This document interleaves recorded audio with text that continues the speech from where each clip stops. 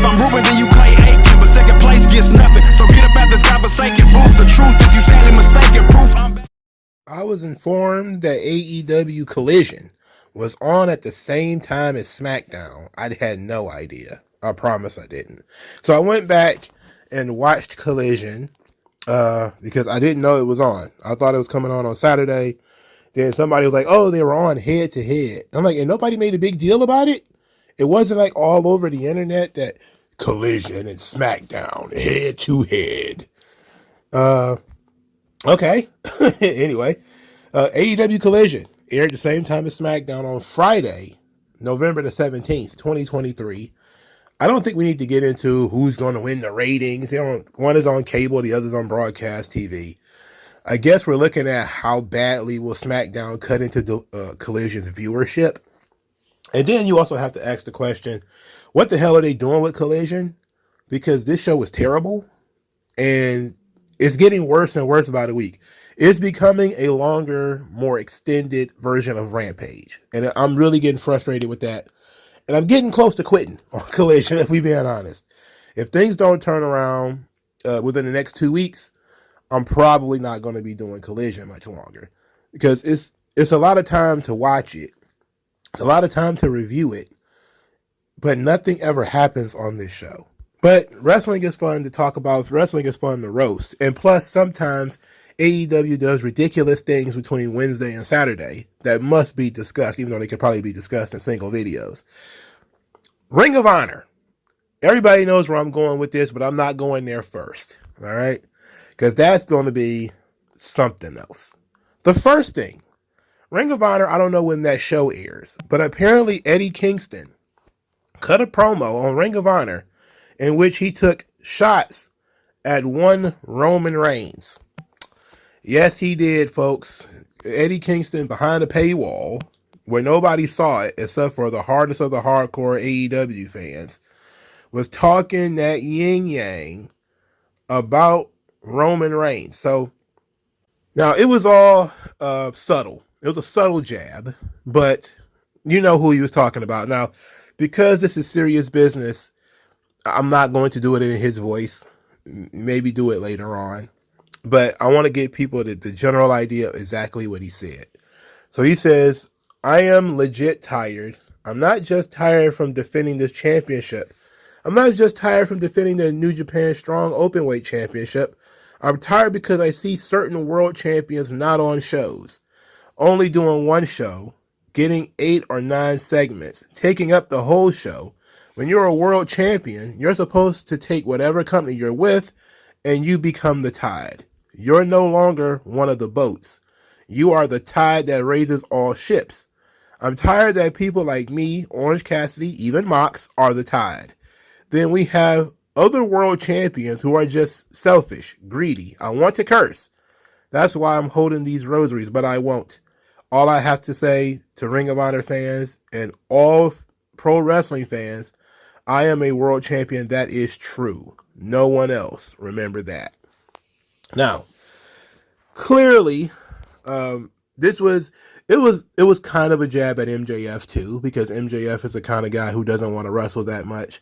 And he has had several segments on these shows now. You know, AEW does have numerous MJF segments on the show now. And it's the only way they can get people to watch the show because there's nothing else to see. But this was clearly mostly a jab at Roman Reigns. Now, when you come to the subject of you're the tide that raises all ships, well, both MJF and Roman Reigns can definitely say that they're the tide that raises the ships, because once they're involved in something, it's what everybody wants to see. And if you're involved with them, you're more likely to increase your popularity. I mean, we just had this conversation, what was this? Probably on the live stream, where Stevie Richards was saying how Roman Reigns was killing people's careers. And I said, this is actually the opposite, because Roman Reigns is so far up here. To interact with Roman brings these guys up. Now, clearly, whether they win or lose, they were coming back down because the reason why they're up so high is because they're involved with Roman Reigns. And it doesn't matter who it is, whether it's John Cena, who is above Roman Reigns and more over than Roman, that forces Roman to have to go up a little bit. But guys like Randy Orton and Riddle and yada, yada, yada, they all have to step up to wrestle Roman Reigns. So he has to raise them up, make them look legitimate, give them opportunities, bump for them, sell for them, etc. Even if he wins the match, he still has to put them over, or at least make them look like credible challengers, credible contenders. MJF does the same thing. He's been doing weeks and weeks and weeks of, Jay White and the Bullet Club Gold beating him up. Weeks of them cutting promos on him. They pinned him in one segment. And yeah, he gets a lot of TV time, but that's because he is involved, or he is a person that the people care about. And to be quite honest, being a world champion is not about showing up and just winning the title. I got the belt. I'm the champ. And that's pretty much it. You wrestle your one match on the show. You maybe cut a promo, and then that's it. No, Eddie Kingston was right initially. You are the guy who is the tide. You're the guy who's pushing the business forward. Is Eddie Kingston doing that with Ring of Honor? No. Ring of Honor is as dead today as it was last year, as it was 6 months ago. It's still not going anywhere. No matter what they do with Ring of Honor, I doubt anybody cares. But because Tony Khan has been getting reamed, and it's funny how this works. Tony Khan gets reamed online about something. In recent weeks, it's been Ring of Honor, right? In recent weeks, it was Tony Khan has not done anything with Ring of Honor. He doesn't care about Ring of Honor. What is he going to do what has he done to make Ring of Honor feel special? And then here it is. In the year of our Lord 2023, November 17th, he brought in Ronda Rousey. Huge pop from me. Huge pop from me. Now, here's why this has got a big pop for me. Not only because Ronda is gone from WWE, praise God, but because the AEW fan base is not happy. They are not happy. Now, from my understanding, this began because Ronda was doing indie shows with Marina Shafir. She did the Lucha Vavoom thing, and she did some other indie shows with Marina Shafir. And Marina Shafir is mostly featured on Ring of Honor. So they brought in Ronda Rousey. This is probably a one-shot, by the way. I don't think she's signed. But they brought her in to work a tag team match with Marina Shafir. Now, she worked a tag team match with Marina Shafir at an indie show where she ended up wrestling Athena and Billy Starks. Billy Starks is the young lady they're kind of grooming. She's like 18 or something like that. She's a kid. And that got some waves on Twitter where people saw Athena and Ronda Rousey working against each other and were like, oh, we could have seen more of that. So they decided they were going to do some more of that by bringing Ronda Rousey onto Ring of Honor. Now, not on AEW proper, but onto Ring of Honor. And AEW's fans were livid. Livid. Because they think she's a transphobe. So they're absolutely livid. Even RJ City, who is a wrestler slash, what do you want to call him? Commentator, interviewer, host, or whatever, is unhappy about this whole Ronda Rousey thing. We're probably going to end up doing something a little bit more in depth about Ronda Rousey in AEW, or I'm sorry, in Ring of Honor, I should say. But RJ City tweeted out, she better not get a fucking graphic.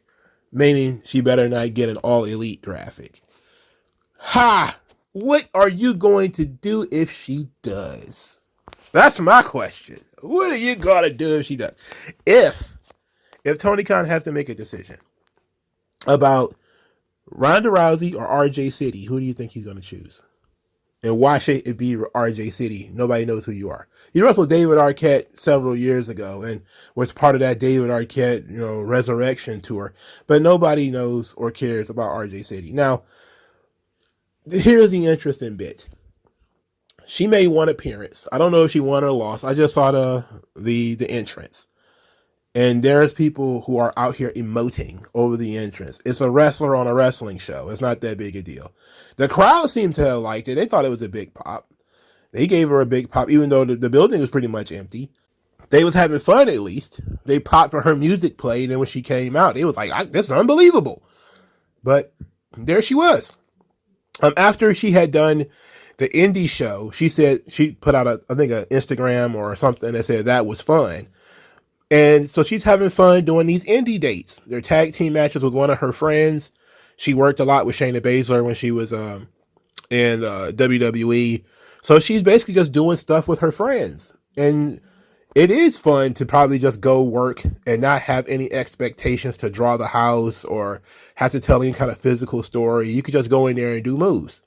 You know, it's a different thing. And she probably is a little bit more relaxed in the indie environment. And so when people started seeing her do stuff, like physically do stuff, like, oh my goodness, look at all these moves she can do. And I'm like, well, she was doing moves in WWE too. You just didn't care. You know, like she was always doing moves and trying different things, you know, but y'all were hating. Y'all were too busy hating. Physically, there was nothing wrong with Ronda Rousey. The issue was always that, you know, the moment she tried to talk, everybody was dozing off and, you know, couldn't keep their eyes open. And that sucked. But apparently in doing other things, she has more control, a little bit more loose. Expectations are coming down. She's just hanging out with her friend. I get it. It's a different vibe. But the AEW fans are not happy. I, on the other hand, am very happy. Now, the idea that this is going to be the big signing for AEW, I don't think so. Again, I don't think this is a long-term thing. I think she's just going to hang out with Marina Shafir for a little bit. You know, she may do a couple of shots on Ring of Honor. She may even pop up on Dynamite here and there. But I don't think she's going to be signed to AEW in the long term. And if she does, oh, brother, that's going to be fun. Because the women's division in AEW is so paper thin that somebody like Ronda Rousey is definitely going to be a big fish in a small pond. Huge fish, small pond, okay? But here's another thing. This is the second piece that really kind of threw me for a loop, is how a lot of the Diva stans, they correctly noted that Tony Khan bringing in Ronda Rousey, it didn't just piss off his fan base and some of the wrestlers, commentators, hosts, etc. But Mercedes, she hates Ronda Rousey. Well, the wrong word is hate. She's jealous of Ronda Rousey. She hated how much money Ronda Rousey was making to work, you know, mostly part-time at the time. And that was one of the reasons why she left. One of the reasons, I don't know the reason, but one of the reasons why she left WWE. Is she going to come into AEW and Ronda Rousey is there? Probably not. Okay?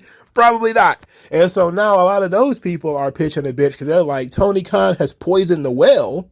So the sweet whitetail that we were trying to catch is not going to drink from this river because you poisoned it. And I'm looking at that and that made me smile even more. Not because you have to deal with Ronda Rousey and her absolutely robotic personality right now, but also the idea that she is there and so Mercedes is not going to come in because of Ronda. I don't even know if that's true or not. I'm just saying if it's true, it entertains me. All right? I'm highly entertained by the idea that Tony Khan, to help Marina Shafir, would bring in Ronda Rousey and probably run off the one person he likely very much needs in order to keep this goddamn show alive. And look, I'm pro Mercedes. I'm pro Sasha Banks. I always have been. I tell the truth about her though. She has a terrible attitude, but she has incredible talent. She's a diva, but she's incredibly talented. We've seen male divas before. You know, Shawn Michaels, Ultimate Warrior. She's not on that level in terms of, you know, drawing power and popularity, etc., etc. But for a women's wrestler, she is in that same vein. She was one of the people who made women's wrestling extremely popular, and people love her. So I'm not going to sit here and shit all over her. I'm just going to tell the truth. But she has a terrible attitude. And people, don't know how to navigate that attitude. And it's going to eventually come out. So if you want to start off on the wrong foot by her and Ronda Rousey being in the same locker room, oh, brother, buddy, that's humorous to me. All right? Because now you have inherited a greater problem that you didn't ask for. But then again, I think that Ronda Rousey's probably going to make a couple of shots in Ring of Honor. He might actually work Final Battle, which may actually be a good thing for Tony Khan. It means something that he's doing for Ring of Honor to make it feel special, because he surely doesn't talk about it, and wouldn't it be nice if he actually promoted some of this stuff? It would be nice if he actually promoted Final Battle, but if she's going to be there, and she should be, if she's on your show right now and people are taking video of it and people are talking about it, she should be at Final Battle. Even if it's just she's going to be in Marina Shafir's corner and Marina Shafir is going to wrestle Athena. I don't know what storylines they're doing on Ring of Honor, so I'm just making my own shit up. If Marina Shafir is going to wrestle Athena for the title or whatever, then put Ronda Rousey in her corner. Just for that. But if you're going to do Ronda Rousey challenging Athena for the title, oh, brother, okay? Look, I'm intrigued, and I don't even like Athena, and I'm intrigued by that. Because I'm thinking, what if Ronda wins? Do you bring Ronda in to do a job?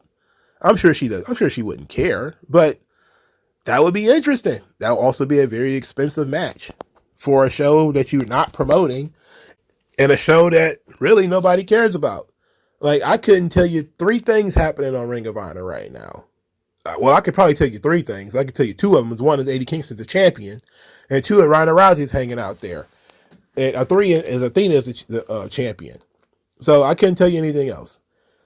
But there's nothing else really cooking down there, so you might as well throw some money at the show and then hope that you can get some marks to bite. But the Ronda Rousey thing is very interesting to me. I am highly entertained. And people are starting to grumble about TK. They don't like this new TK who is trying to help his own business grow. The thing that he invested tons of money in. They don't like that. They want a TK who is, I banned Hulk Hogan from the show permanently. And, they want that guy. And that's not exactly what he's doing these days. All right, let's get into Collision finally. I know it's unfortunate, but we have to. Christian Cage, he shows up. He had a long promo segment. Said it's going to be Full Gear. It's going to be Sting's last match ever. He's sick of his face paint. Sick of people bowing down to Sting. Sting's been living in the past, stealing paychecks for 15 years. And then he says that after he gets done with Sting, Darby Allin's going to need a new father figure. He's going to need guidance, so he should come talk to him. Then he says that Flair looks identical to the Crypt Keeper, and he's going to have a literal come to Jesus moment in their match, if he's at ringside, of course. And then he says Edge will regret signing the AEW contract. And despite the fact that Edge talks about coming to AEW to reform the tag team, Edge is really there to steal his spotlight. He said that he was in the trenches getting better while Edge was being treated extremely well. He was the golden boy. They're going to see which one of their careers paths was the right one at the pay-per-view. That was a good line. I like that. And then they started talking about a fatal 4-way match to be the number 1 contender for the TNT title. And I thought, okay, that could be interesting on this show. But then the match is announced, and I look at the competitors, and then I realize, because I'm then told that the match from the winner is going to wrestle on Rampage. And my excitement for this, or at least interest in this, diminished by the second. So Christian first said he could beat all 4 of these guys by himself because he doesn't work within the system. He is the system. And then I see the people who are in the match, It is Trent Beretta. So now my interest in it has already reached near zero. Brian Cage is at zero now. Commander, all right, so it's like a +1. And then Pentagon Jr., which is +1. So on a scale of 0 to 10, my interest in this match was 2 out of 10. And then at the end of this match, my interest in the TNT Championship match, -100 out of 10. Because Trent Beretta won this match. Who the fuck wants to watch Trent Beretta versus Christian? And why would you book that? Why would you book 50-year-old Christian to wrestle Trent Beretta on Rampage before your pay-per-view? Why? Why? Christian beats Trent Beretta, so what? Why run the risk of this old guy tearing his hamstring or, blowing out his meniscus or, hurting himself or getting a concussion so that he can wrestle Trent Beretta? Nobody cares about Trent Beretta. Bro, this pissed me off so bad. By this point in the show, I wanted this show to be over with. I'm not even going to hold you up. By the time this fatal, and this was only the third match, but I wanted this show to be over. Because I was like, no, they didn't spend all this time on this fucking match. And it's Trent Beretta and Brian Cage is half the match. Get the fuck out of here. One positive thing. Now let's back up and be positive a little bit. Brian Cage has just had a son. I think it might be his first kid with Melissa Santos. So kudos to Brian Cage. He finally got it done. I guess he had to chill on the roids a little bit so that his boys could swim. Because that's the roids tighten that up. It's gonna be very difficult for you to have children while you all gassed up. It's literally what it does. But the only other thing, there was one positive thing outside of Brian Cage having a baby with Melissa Santos, is they did a suplex spot in which Brian Cage was on the second rope, not the top rope, not even on the turnbuckle. He was on the second rope, and he did a suplex to Commander from inside the ring, outside the ring, on top of the crowd. It was phenomenal. It was a great spot. Legitimately great spot. I like that spot. Trent Beretta versus Christian. Who the hell wants to see that? Not me. Big Bill and Ricky Starks cut a promo in which they got to choose the stipulation for their Fatal 4-Way match. I didn't know that a Fatal 4-Way match needed a stipulation, but apparently it does because Tony Khan is trying to sell this Full Gear show. And they picked a ladder match. Now, the reasoning is because they won't have to get pinned or submitted. And Big Bill is tall. So it's easier for him to climb a ladder. And he needs fewer rungs to get to the top. That's literally the logic behind this. Look, I don't know. It's solid. It's a solid plan, Ricky. It's a solid plan, okay? So this ties into the match later on.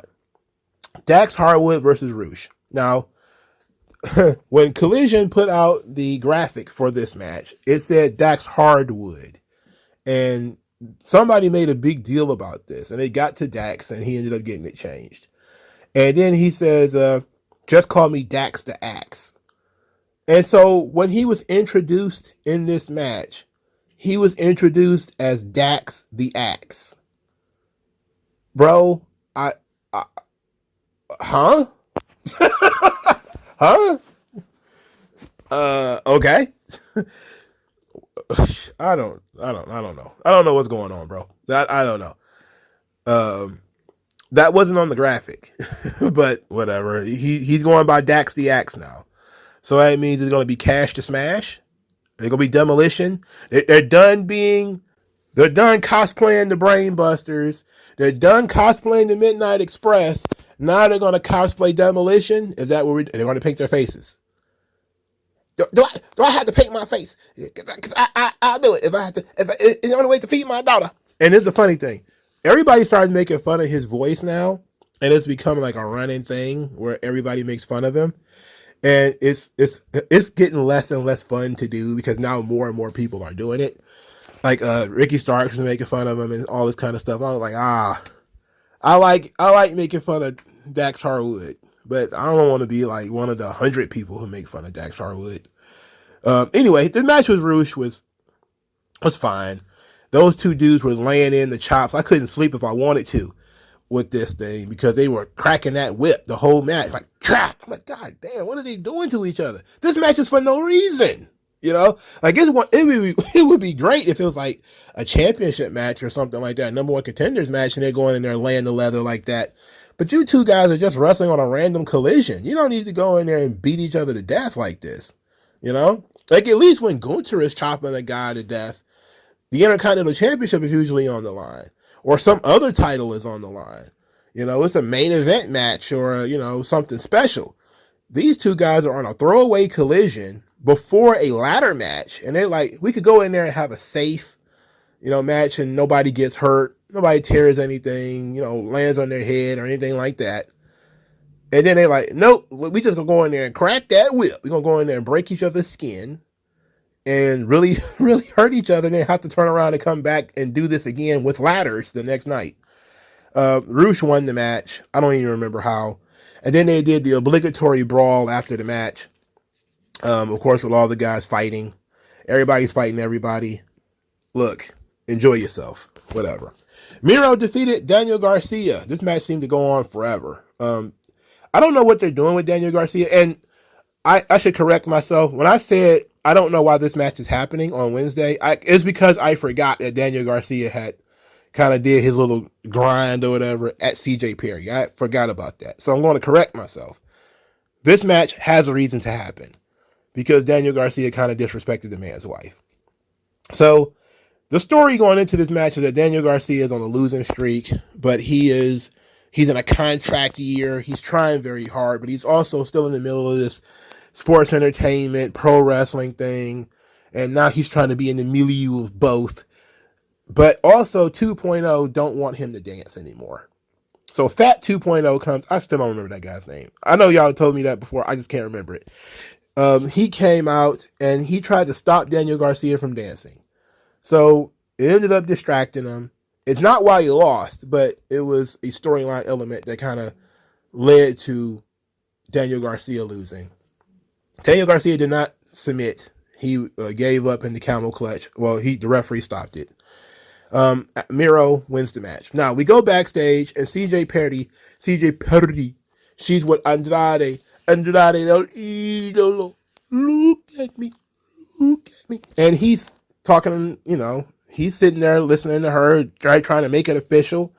And CJ Perry says that she put Andrade in the Continental Classic. And he apparently didn't know anything about this. And he's like, Continental Classic? Andrade, you don't look at me. What, Continental Classic? And she's like, oh, I got you some extra money. And if you win, you'll get a bonus. And he's still looking like, we no conversate about this, you know? And then she whispers some stuff in his ear. Sweet nothings, apparently. And then he agreed to be in the Continental Classic.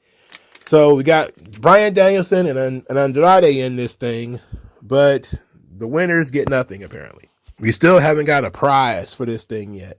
Whatever. Look, I don't care. Like, I already know AEW likes to do tournaments and do different things for literally no reason. It would make sense for this to be a number one contenders tournament, but then why would it be? Because guys become number one contender without doing anything. So, I don't know. Kings of the Black Throne defeated the Boys, which are Dalton Castle's boys. I don't know why we needed to do this. They did a vignette for the Triple Threat TBS Championship match in which Julia Hart called herself the Princess of the Black Throne and said that Sky Blue betrayed her.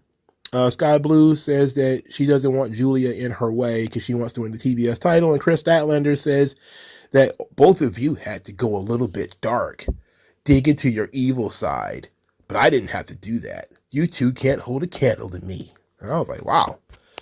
They definitely need to steal my idea, and both Julia and Sky Blue needs to beat the shit out of Chris Statlander, and one of them needs to let the other one win, just to keep this storyline rolling, you know. Otherwise, once Chris Statlander beats them, then what?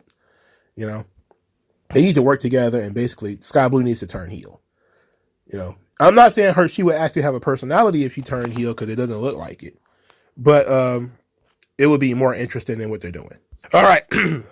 Powerhouse Hobbs and Don Callis gloat about killing the Big Show, which got a huge pop out of me. That was great. Don Callis said that he's out. They broke the giant, and they bring brutality. That's what the Don Callis family does. Powerhouse Hobbs says that anybody can get it. He took out a legend. He's big. He's black. He's jacked. Anybody can get it. And it's becoming like the everybody dies thing from Lance Archer, where we just say that a lot. But Hobbs, if you can deliver on that and basically have Hobbs breaking fools from now until forever, I would be very happy. I'm under no circumstances believing that that's going to happen, but it would be nice if they actually used Powerhouse Hobbs correctly, especially after he threw the Big Show. That would be great. Wardlow powerbombed some jabroni. He also did a swanton bomb on the jabroni. Why did he do that? Why did we have to do the swanton on the jabroni? Like, what did he do to earn that one? Whatever. Action Andretti was interrupted by the Kingdom and Roderick Strong. Matt Taven had the audacity to actually start joking with Action Andretti when Action Andretti started kind of firing back.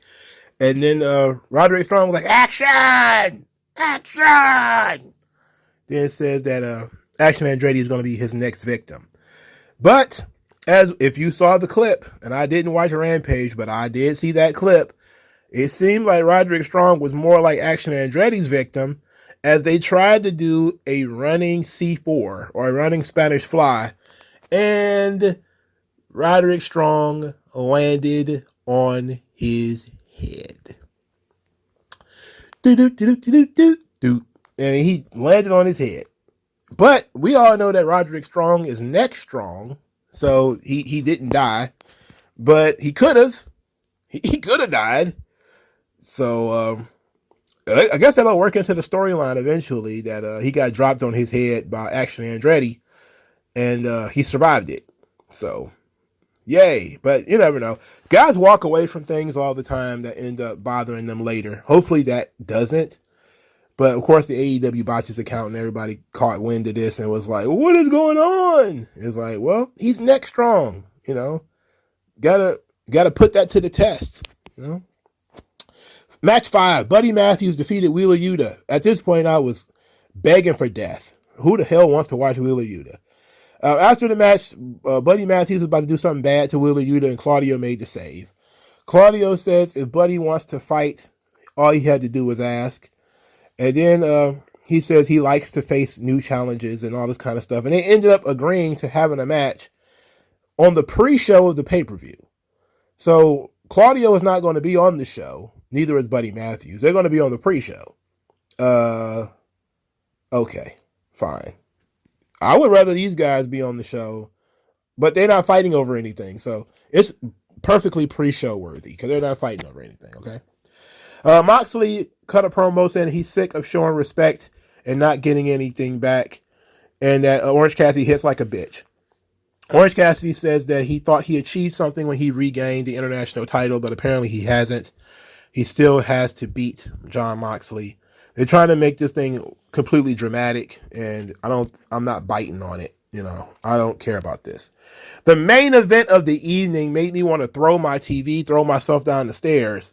Saraya and Ruby Soho versus Chris Statlander and Hikaru Shida. Now, the storyline of this match is that Ruby Soho apparently has a secret admirer that turns out to be Skinny 2.0, and he was distracting Ruby that caused her to leave Saraya by herself, and so Saraya was pinned by Hikaru Shida. Now, we didn't see any of this stuff happen on Dynamite, so this is a Rampage storyline that is now on Collision. I'm very confused about when the Outcast started having this schism. When did this whole secret admirer thing start? I don't know what's going on. Why is it in the main event? It's my question. Why is this the main event? So apparently they're about to break up the Outcast on a more permanent basis. And Ruby Soho is about to go in a different direction. I don't care. All right. This has no business being in the main event. And this is what made me think about maybe, reviewing Collision is probably not the smartest thing to do. And then he ended the show with a promo from MJF. in which he talked about the likelihood of having several mental disorders and being a Jew and being a great athlete and a pro wrestler and a world champion, and how he likes the odds of all of these guys versus him at the pay-per-view. And then he talked about Jay White and said that Jay White is a lot like himself. He's insecure. He's trying to prove to himself that he's championship material and all this kind of stuff. But it wasn't a promo worth waiting all night for, you know? So Collision is it's something. It definitely is not newsworthy. It's certainly not a show that you absolutely need to see. But it's not a solid B show either. It doesn't even feel like a SmackDown to Dynamite's Raw anymore. It just feels like a longer episode of Rampage. And I hate Rampage. I fucking hate Rampage. So, I don't know. But what do you guys think? You guys let me know what you guys thought. And I'll talk to you guys later. Peace out.